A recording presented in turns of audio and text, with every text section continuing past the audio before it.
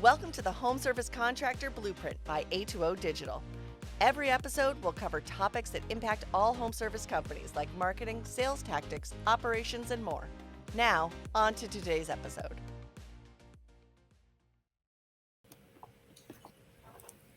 Hello, my name is Tim Coleman and I am your host. I am also the managing partner of A2O Digital, a full service digital marketing agency working exclusively with home service businesses. In today's podcast, we will discuss what a multi-location strategy looks like for a home service business. Our guests today are Ashley Benchko and Justin Benchko, both members of the A2O Digital team. Ashley has been working in the digital marketing space since 2008 and Justin since 2011. Both have spent a significant amount of time on local marketing and strategy. Ashley and Justin, welcome. Thank you, Tim. Thanks, Tim. Excited to jump in this and talk about multi-locations. All right. Okay, so I'm just going to start by saying what we're not talking about today is how to spam Google. What we are talking about is when you're a home service business and you have multiple locations, or you want to adopt a multi-location strategy or leverage an already existing multi-location strategy and get the most out of it from a marketing perspective. That's kind of what we're talking about today. We're definitely not talking about mailboxes, etc., and renting storage spaces and trying to come up with fake locations you can put into Google. That's definitely not what we're talking about today. So let's start by what we are talking about today. How would we kind of define what is a multi-location strategy for a home service business? I'll start with you, Ash. Yep. So I think typical starting point for most home service businesses is they're a single location. They run all of their operations out of that location. That's where their staff is coming in. If they have a marketing team, that's where they're based, right? And it's very centralized. When we talk about multi-location, we literally mean multiple physical locations for that business. And then today we're going to talk about it a lot from a marketing perspective. That's going to be a lot of focus, although we will touch on some ways that you can use it operationally or what we've seen people be successful with in the past. But it's really about having more than one physical location and expanding outward from your initial central office into having maybe it's branches or whatever it may be for your business, but multiple physical locations spread throughout your service area. Okay, cool. So why would a business want to have more than one physical location? And I mean this primarily right now from again, a marketing perspective. Sure, I can kind of jump in here and talk about it a little bit. Number one thing, right? When a customer is looking for a business, they have an issue with their home, they're looking for a home service business, whether that's in, plumbing, HVAC, garage doors, whatever, that vertical may be. The number one thing that they're going to look at is how local you are to them. So obviously having another location, you're going to be local to more people, and that's going to inherently end up getting you more business. And to kind of increase conversion, so to speak. On top of that, if you look at Google, there's multiple places within Google search results that having a location allows you, an additional location allows you an additional opportunity to rank. So to start, there's GBP, Google Business Profile, Maps. If you go on and you kind of see the pins on the map, that is all based off of location. So you are going to rank there based on being the most local. Now there's other factors as well, but you are going to rank when people local to your location are searching. That's the number one factor. So obviously you have one location, you're going to be local to a certain number of people. Now, if you can strategically get other locations, that gives you more opportunities to rank in a larger area. There's also local service ads, which are the tiles across the very top of the search results. And having an additional location would give you an additional local service ads listing. Now, Google's changed over time how important location is to ranking in local service ads. So, if we go back probably a year and a half ago, location was very important. So having multiple locations played a huge impact. Now they've tweaked the algorithms, and for a while now, it's not been as important. The number of reviews that you get and other factors have been more important is what we've seen. And that could change again, right? So that's just another area where having a location could potentially benefit you. Additional locations in your traditional organic results, you tend to see better rankings when you actually have a location in the area that people are searching. So a lot of people search, near me searches, whatever town that person's in. If you have a location, you're going to have a much better chance of ranking in that town. So that's kind of another area where it can help you. So from a marketing perspective, those are, some of the main ways. I don't know, Ashley, if you have anything else in mind that comes to the top of your head on. Yeah, I think the other one that we've seen is related to the Google business profile, and that's through paid search having location extension. So having a location extension in paid search, you have to have a GBP or Google business profile to be eligible for location extension. You can then have that in your paid search ads, and that makes you eligible to have essentially ads in the map pack. So if you ever do a search where you see the maps listings, and at the top, there's like a sponsored ad. Those are actually coming from the location extensions, which come from GBP and is all managed through your Google Ads account. So definitely seeing having additional locations be helpful from that perspective too, and just having another bite at the apple on that page in that sponsored section of maps. I'd say that's the other big one that we see. What are the benefits do some of our customers see outside of marketing or outside of digital marketing, at least I'll say? That's yeah. I mean, if you can blend, right, getting a location not just for the marketing aspect, but for it to help your business, that's going to kind of be the most sustainable, right? Google changes things all the time. I talked about it with local service ads, right? An additional location had a huge impact at one point, then it changed, and it will probably change again. So, if you can make a location work, not just from the marketing, but for other parts of your business, that's going to be the most sustainable. Can it help with your operations in any way? Can you have inventory there? Do you have techs local to the area where it's going to help with maintaining those techs because they don't have to drive as far, to get to the shop every morning? Could you potentially get some type of advertising from that location, right? Is there foot traffic? If you're on a main highway or a main road with signage there, right? That's another benefit. You're going to get people are driving by, seeing your name all the time. So any way that you can kind of build the operational side, the operational benefit into this, that's going to kind of be the best long-term strategy is what we've seen. All right. What are some of the challenges? What have we seen some of our customers run into that maybe they didn't expect, or some of the problems they ran into having a multi-location business? Yeah, this is definitely just from their experiences and being shared with us. But the first is just you don't have like a centralized management team. You start to have these branches, right? So when everyone's in your building and everything's being managed out of one building, maybe you're there every day, you're seeing and hearing and feeling everything that's going on just by being part of that. And by opening an additional location, having a team now sort of satellite to that main location, sometimes just the management of the team or keeping things consistent between locations, those things become more challenging and difficult. So it's certainly something you want to be prepared for. One of the other things is your reputation. So not just managing your reputation in multiple locations, which you do have to do if you go and push these from a marketing perspective, right? You have to now manage multiple places. So that can be challenging, but making sure you have enough reviews and ratings coming in to sustain all of your locations.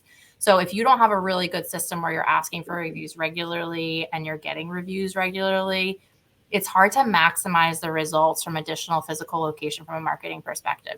When your GBP listing says you have 10 reviews with a 4.9 rating and all of your competition say they have 1,051 reviews and 1,239 reviews, you look like the new guy. You look like the small player. People aren't sure if they should use you. And so I think a lot of times businesses forget that as they open this location, they have to like extend a lot of their process procedures and make sure that they're doing them for all of these locations. And that also means that, so like, let's say you go from one location to two. you need to make sure you start getting reviews to your second location, but you need to keep getting reviews to your first location, because you can't just have that stop and get no reviews for a year at your first location. So it's really maintaining that reputation across locations and then having the volume to sustain it so you can maximize the results. The next thing might sound a little silly, but we've literally had this happen too. Like, you got to get the location and keep the location. So we've had people get the location and say, great, like, I'm ranking in GBP. This helped me in LSA. My organic's going better. I'm getting more leads. I can see the results. And then it comes time to renew the lease, and they're just like, I don't need it anymore. Like, I'm getting the leads, and they get rid of it. And in this case, we had that listing get suspended in GBP, maybe because Google caught wind of the location. Yeah, of course, right. Yeah. So we go to get it reinstated with them. Hey, they're asking for this paperwork. And they say, oh, yeah, we don't have that location anymore. We got rid of that. We stopped paying for it. Someone else is already in there. Our signage isn't even on the building anymore. Well, you're no longer eligible for that listing from like a GBP perspective or whatever it may be. So you got to commit to it and like stick with it so you can like maintain those results. And just, you want to add to that? Yeah, I was just going to, you kind of started to say them, right? You have to get the location. Sometimes finding the location is hard. It depends on what part of the country you're in, right? Finding the location, cost of that location, in some of these places where real estate is super expensive, we have customers in the LA area, right? They can't find anything, or if they do, it's like so ridiculously expensive that it doesn't make sense to do. So like actually doing that, and we'll talk about this a little bit too, making sure you get it in the right location to have the maximum benefit. So you may say, okay, we want you to be, ideally in this town, and now you got to go find something in that town. It's not always that simple, and it takes some digging and some waiting, and it doesn't always happen right away. So we've seen that. And then Ash, you mentioned documentation, right? That can be a big pain in the butt to get these listings. Once you have the location, to get it up on Google Maps, GBP, to get it up on local services. There's all this documentation that you need to get, and it's a pain in the butt. Utility bills with specific names. There's all of these different things that you need to do to make them eligible. And, we've seen times where, it's just the admin of that, and you're, dealing with other entities to get these documents done. And that can be kind of cumbersome and hard to do. So, yeah, I think that teams often underestimate the administrative man hours that go into opening that additional location before you can even say like, oh, we sat people's butts in the chairs and like, so, right. There's a lot of work that goes into the administration of getting that up and running. And like Justin said, having the supporting documentation and all of that. So I think the other piece of this too, one of the frustrations or difficulties is, if you get your physical location, and Tim, I think you mentioned this earlier, if you get it and you're like, the reason I'm getting this is just so I can rank in Google, I have no other intention of using this. It's just I need to have signage and like, that's what I'm doing. You're going to probably end up being frustrated because you're not fully committed to having that location, and every little task you have to do that Google requires to get the listing live or to reinstate the listing if they suspend it, or whatever ends up happening, is going to feel frustrating because you're like, I'm just doing this for the leads. Like, why do I have to do all this extra work? If you commit to that location for those other reasons, having the signage, having the foot traffic, maybe recruiting more local employees, making your routes tighter if you're in a business where you have routes that you run regularly, having that local inventory, all the things that we talked about, in addition to driving more leads to your business and to your bottom line, you're in a much better place, because inevitably Google will change how algorithms work, how powerful having a physical location is. Maybe having 8 locations isn't as beneficial as 2 in the future. And if you're just doing it for the leads, that's going to drive you nuts. So if you're using it in as many ways as you possibly can to benefit the lives of your customers, the lives of your employees, your own life, you're going to feel less frustrated in this process, because the reality is you can't stop Google from doing what they're going to do, right? You're just kind of along for the ride and trying to optimize your business. So really being fully committed so you can hopefully avoid some of the frustrations that will come your way just because Google changes things on that regular basis. When you start thinking about getting additional locations, there's a lot that you want to think about, right? It's not just opening up a map and throwing a dart. So, I think there's a lot of things, right? What are some of the things that our customers think about? What are some of the things, especially from a marketing standpoint, we think about? Yeah, there's a number of factors you want to look at. First of all, obviously, you don't want to cannibalize what you currently have, right? Like, I mean, this is, I guess, somewhat common sense, but you don't want to go to the town next to you that you're already ranking in and say, okay, I'm going to get a location there, right? So you want to kind of keep that in mind. We'll actually do kind of like audits to look at a number of things, but some of the things that we would look at, we would pull up our paid search accounts and look at where the demand is, right? You could put a location in a number of different spots, and the impact that you have can be very different depending on what the opportunity is in that specific area. So we'll look at where are people searching from in paid search, because they give you that data, right? That's a perfect place to look and see, okay, there's a lot of demand coming from this specific area, right? There's a lot of people searching for this specific area versus another area where there might not be. You'd rather go with the one where there's a bigger piece of the pie to gain. So you can look at that. Competition, right? What is the competition like in that area? Are you going against, 3, 4, 5 competitors that are, pretty decent at what they're doing, have a good review count, that type of thing? You may, if you're looking at several areas that you think the opportunity is similar, you may want to go to the place where there's less competition, and you're going to have a better chance of ranking quicker. You could look at the demographics of those areas that you're looking at, right? Maybe that's another tiebreaker, that you're going to pick a place with a little bit better demographics, more of your target customer. So those are some of the things from like the marketing side. Obviously, you want to look at the operational side too. We've said, try and make this work, not just from the marketing side. So you have to kind of consider some of that other stuff as well. But from the marketing, that's some of the things that we would look at. Yeah, and I think coming from the marketing side as well, if you as the business owner are moving and you don't have that conversation with your marketing team, you're really missing an opportunity. We have had so many occasions where people have moved and then like 3 months later told us they moved. So obviously we have no say in that process. We didn't know what was happening. It was just like an after the fact, oh yeah, I forgot to tell you I moved.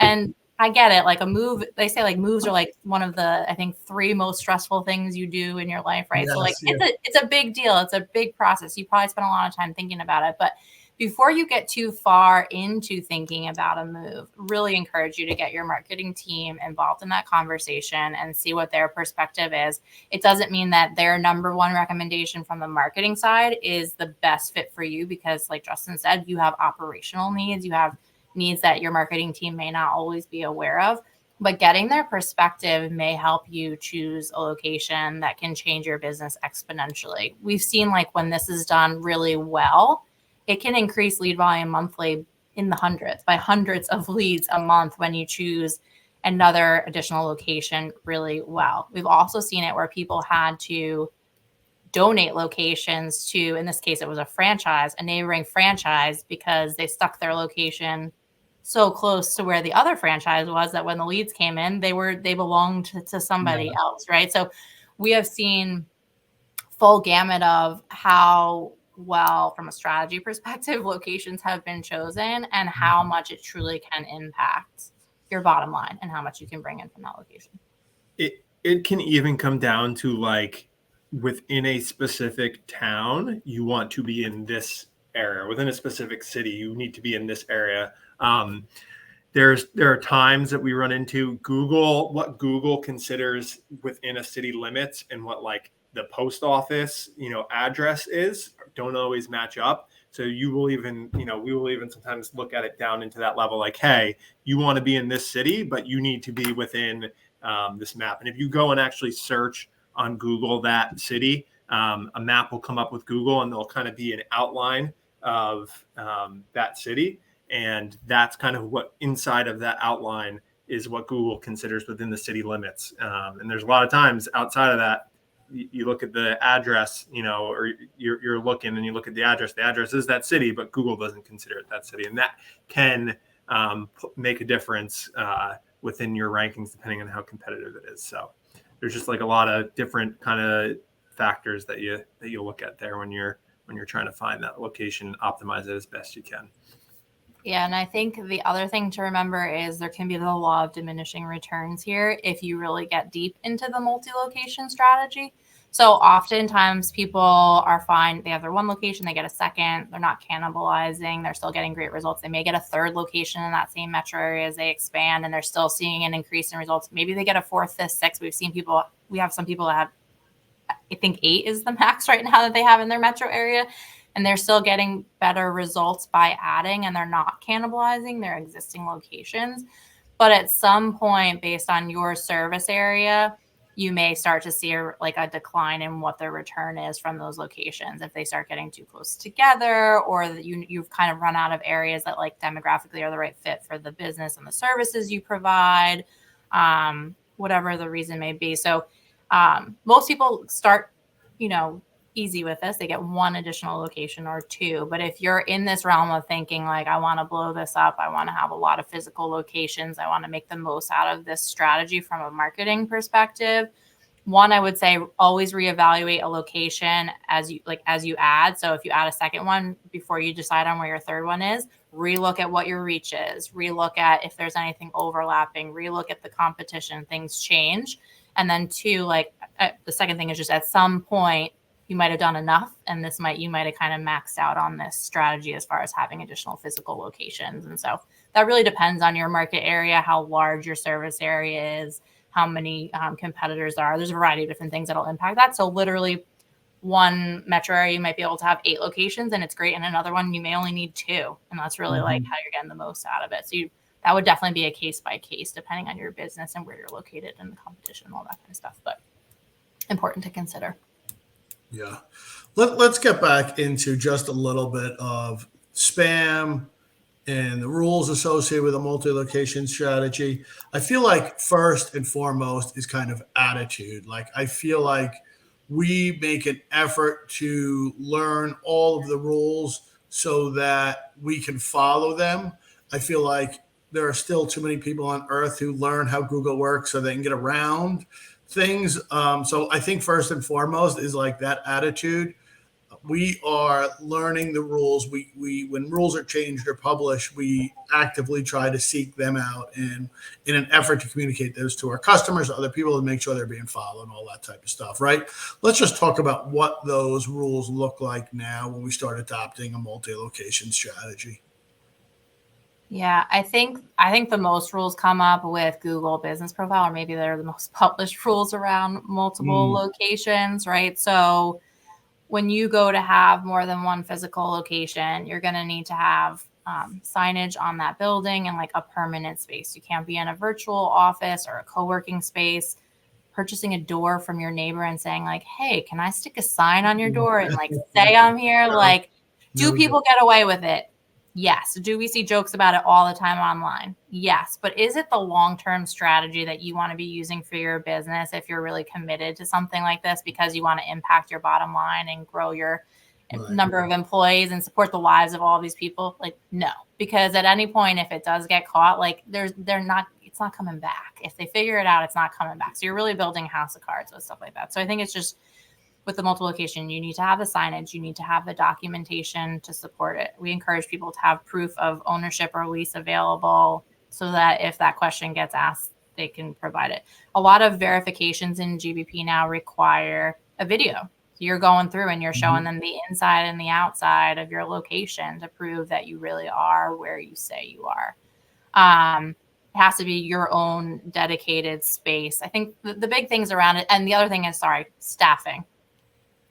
The rules technically state that if you have a physical location, more than one physical location, and you're showing your address and you have hours displayed, that there should be staff at that location during those hours. Now, again, do we see people break those rules? Yes, we do all the time. But if you're really thinking long-term strategy, that's another thing you have to consider is putting staff in that building on a regular basis. Find a reason for them to be there that makes your business better, and the rest kind of takes care of itself, right? So that's where a lot of the rules around multiple locations are stated. Local service ads does have some rules, and they go through verifications around additional locations. if you're meeting the GBP rules and guidelines, you're generally going to be fine for local service ads because they're not really necessarily stricter or anything. So you're kind of going to follow those. Local search ads, which are those ads in the map pack, right? Mm-hmm. That's because you can have those ads because you have a location extension, which is because you have a GBP listing. So like kind of the same rules there around an additional location. And then organically, I don't even know that there are rules around having location from It doesn't seem, I've never seen yeah, there's nothing really stated. So again, like kind of if you follow the GBP rules for marketing an additional location, generally you're in really good shape for everything else. And again, it all just goes back to like, are you doing this to just get leads and that's it? Or are you doing this because there's a business need that's greater than that? Because a lot of times you end up meeting all of those guidelines when you have a business need that's greater than I just want leads from Google right now. Which is, yeah. So when should a business start thinking about getting an additional location? As soon as we tell them to start. I'm just kidding. I always think it's not your first marketing strategy as a new or like infant business, right? Like you should be maximizing your results from your first physical location. You should be maximizing your results on the SERP. And by SERP, I just mean search engine results page. So like, are you making the most out of paid search and LSA and GBP and organic with that one location?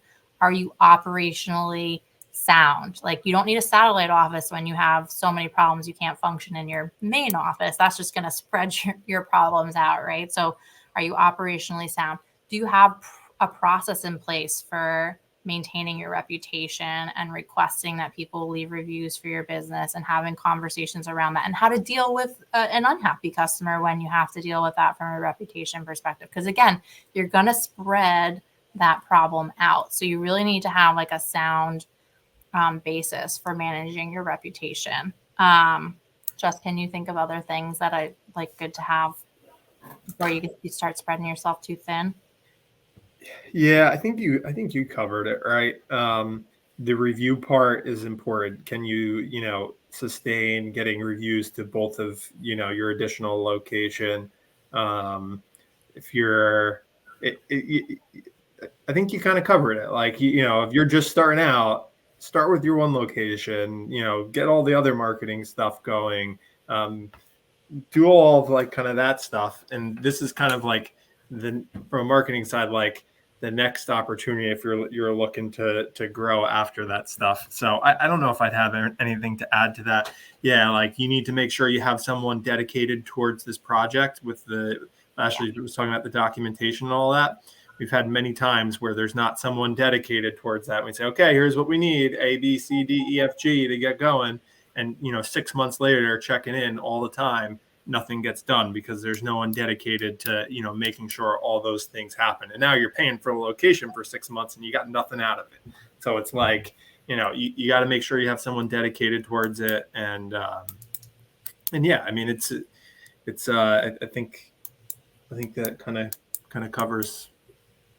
I feel like, tell me what you guys think of this. I almost feel like before you should even consider it, from a reputation standpoint, you should be the leader with your current location especially if that's the biggest city if you have a location, the biggest city in your service area, you should be the leader there before you even consider it.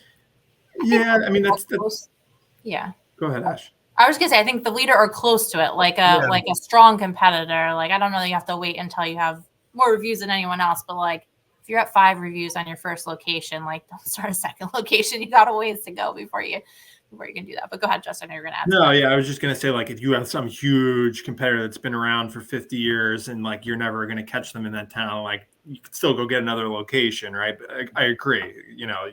If you can barely get a few reviews for your current location. Right. You're not looking at a second. You know what else has been interesting with these locations? And again, it varies. Like a lot of times when a business starts, it starts for a variety of different reasons. It may not be located in the best physical location. It's not like your first location is necessarily the number one best location you could possibly be in from a marketing perspective. Mm-hmm. And so in some cases people do choose those locations, and it works out great because they can get a ton of business from that first physical location before they even have to think about a second or a third. But there are some cases where we see people start in a small town, I'm just making this up, on the south side of their metro area. And it's great. They've built a great foundation. They have a great reputation. They're running a great business operationally.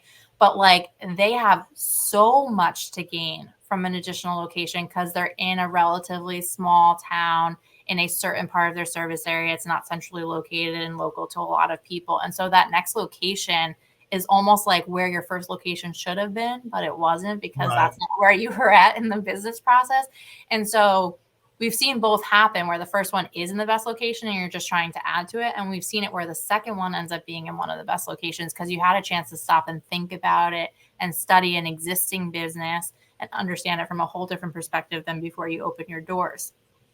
And then make a really well-educated decision on where to put it and get more from that second location than they ever did from their first. And then consider making their second location their primary location. We've seen that too, where they've moved the center of their operations into what used to be their multi-location second location and make their original location their multi-location second location. So we've seen that from both sides. And again, like really custom to your business, your vertical, your metro area, and kind of where you started. But that's kind of been a cool and exciting thing to see people do as they have that information available to them. All right. Final words on multi-location strategy. Justin, anything?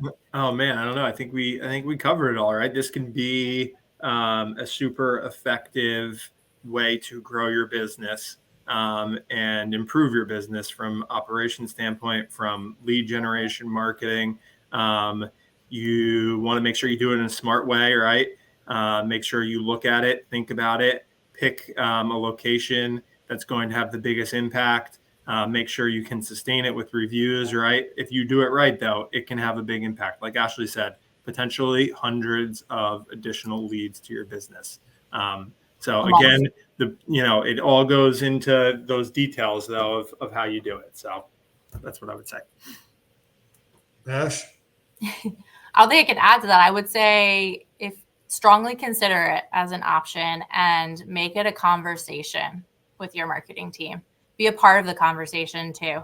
Like we love when people participate in the multi-location conversation. We can come with a lot of data and suggestions from our perspective, but your perspective on the ground, running the business every day with people that are local is so valuable as well. And like what can help your business operationally. So make it a conversation, be a part of that conversation, participate in that conversation. And I think you'll find that I haven't seen a metro area that we've worked with yet where at least one additional location hasn't been beneficial. So really strongly consider it. Yeah.